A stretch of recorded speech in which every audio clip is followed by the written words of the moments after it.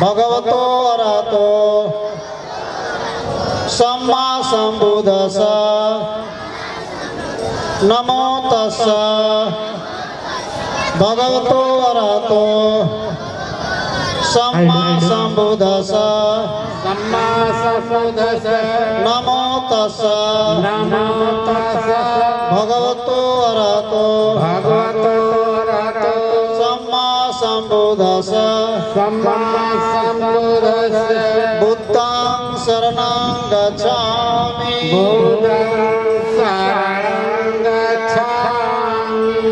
धम्मं शरणं गच्छामि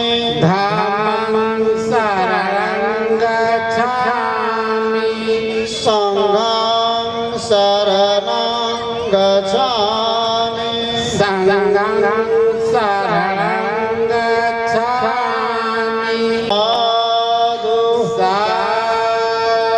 पानातिपाता वीरमणि सिक्खापदं समादयामि। ऐसे हम लोग बोलते हैं कि हत्या नहीं करनी चाहिए, उसका मतलब यही होता है, लेकिन वो पाली शब्द है, उसका मतलब ये होता है कि पान प्लस अति प्लस पाता, पानाति पाता। अगर हम सोच करके स्थिति परिस्थिति में कोई अगर हत्या करते हैं अपने निस्वार्थ के लिए, वो बहुत बड़ा एक दूसरे तरह का व्यवस्था है जो मानव हित के लिए नहीं है। अपने निजी स्वार्थ के लिए हत्याएं तो करना ही नहीं चाहिए। हत्या तीन तरह से होता है, मन से होता है, वाणी से होता है और कर्म से होता है। यदि आपने मन में ये भावना को रखा है किसी को नष्ट बिगाड़ने के प्रति, तो एक तरह की हत्याएं हैं। यदि आप वाणी का भी उपयोग करते हैं, एक्टिविटी नहीं है, शरीर से नहीं करते, वो भी एक हत्या है।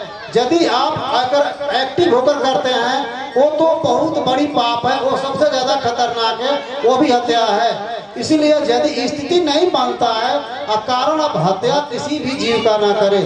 अगर मान लीजिए आप लोग गृहस्थ हैं, किसान हैं, आपके पास गाड़ी है, बैल है, खेती है, वहाँ पे यदि अगर उस कार्यक्रम को करने में अगर कोई हत्या होता है तो आपके तक बुद्धि के अनुसार हो सर मान्य है, वो आपके लिए कोई उस पर जोर नहीं है। वो जरूरी है क्योंकि आपने सबके हित के लिए वो कार्यक्रम कर रहा है, वो खेती सबके हित के लिए कर रहा है, वहाँ पर वो हत्या में उसकी जिम्मेदारी नहीं होती है।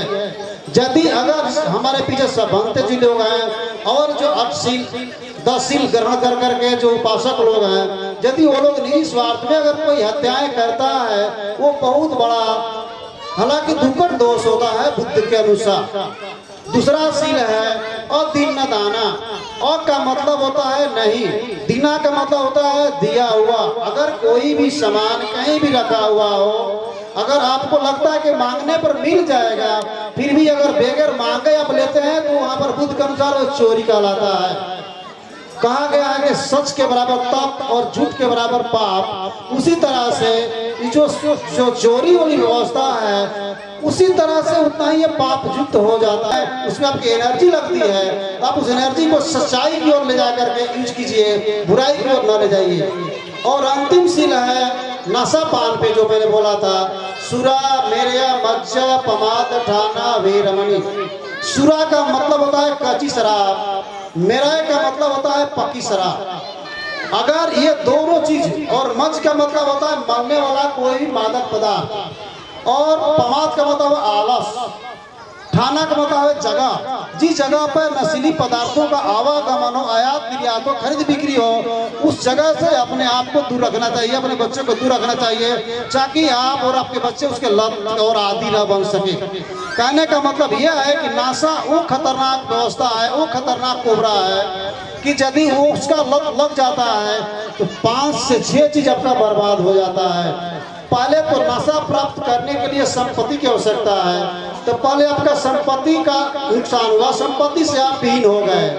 दूसरा, आप यदि पीने लगे तो आपका शरीर बर्बाद हो गया, और जब उसके आप शौकीन हो गए, आपका सम्मान, जिसको इज्जत बोला जाता है, वो नष्ट हो गया। इसके बाद आपका जो बाल बच्चे हैं, संस्कार खत्म हो गया, और 5वां में आपका समाज समाप्त हो गया। तो ये नशा पान करने से 5 चीज का क्षति होता है। तो हम आग्रह करेंगे तमाम बंधुओं से, तमाम मित्रों से, भाइयों से, बंधुओं से कि आप लोग समाज को नशा मुक्त बनाएं और अच्छे मार्गदर्शन समाज को दे। नशा मुक्त समाज का एक नया रास्ता दिखे और नया एक उसका एक हरा भरा महसूस हो कि मैंने एक नया नशा मुक्त समाज का व्यवस्था दिया। तो ये रहा सील की परिभाषा। एक सेंटेंस आप लोग यूज कर रहे हैं, प्रवचन। प्रवचन भगवान बुद्ध कभी नहीं किया है।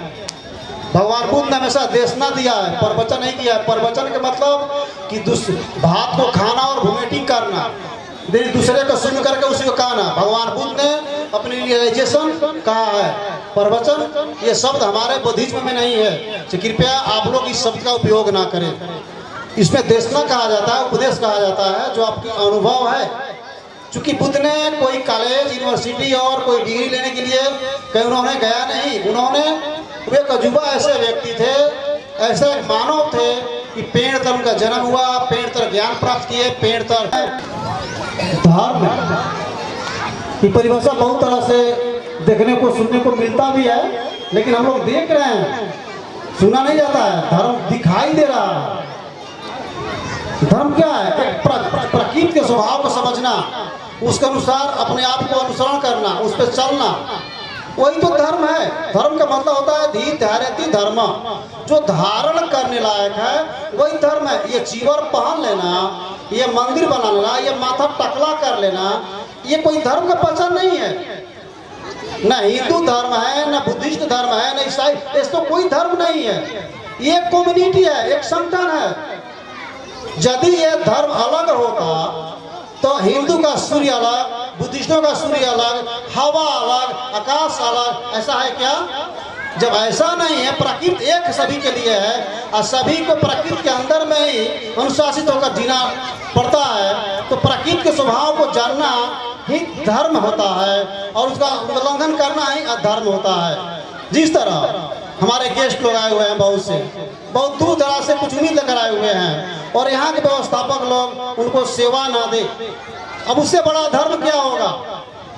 क्या होगा? एक गाय से जब आप दूध प्राप्त करते हैं तो गाय को घास देना पड़ता है। पेड़ से यदि फल प्राप्त करना चाहते हैं तो पेड़ को पानी देना पड़ता है।